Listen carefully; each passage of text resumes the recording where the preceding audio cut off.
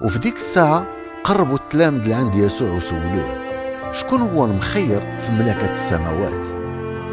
وهو يعيط يسوع لواحد الوليد ووقف وسط منهم وقال: نقول لكم الحق، إلا ما تبدلتوش ووليتوا بحال الولاد الصغار راه عمركم ما غادي تدخلوا لمملكة السماوات.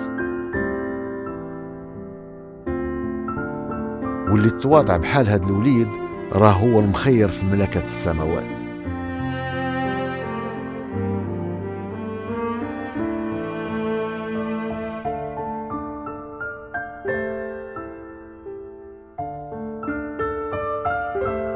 واللي رحب بوليد بحال هذا في الاسم ديالي راه كيرحب بيا. وقال له يوحنا: اسيدي راه شفنا واحد الراجل كيخرج جنون بالاسم ديالك وما خليناش، على حقاش هو ماشي معانا.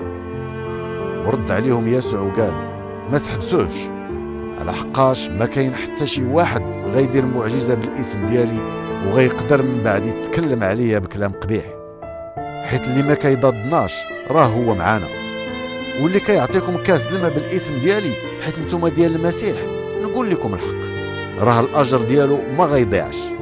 واللي طيح في الذنوب واحد من هاد الصغار اللي كيامنوا بيا راه هذاك خير ليه تعلق في عنقه حجره كبيره ديال الرحى ويترمى في قاع البحر.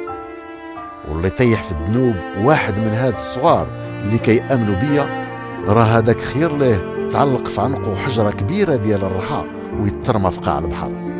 يا ويل ناس الدنيا من الامور اللي كيتسببوا في الذنوب، على حقاش لا بد يوقعوا هاد الامور، ولكن يا ويل هذاك اللي كيتسبب فيهم.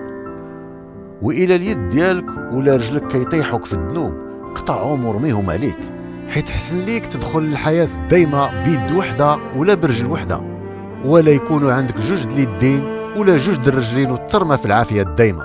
وإلى العين ديالك كطيحك في الذنوب قلعها ورميها عليك، على حقاش حسن ليك تدخل الحياة الدايمة بعين وحدة ولا يكونوا عندك جوج العينين وترمى في نار جهنم. عندكم تحقروا شي واحد من هاد الصغار، حيت نقول لكم راه الملائكة ديالهم في السماوات ديما مع با اللي في السماوات.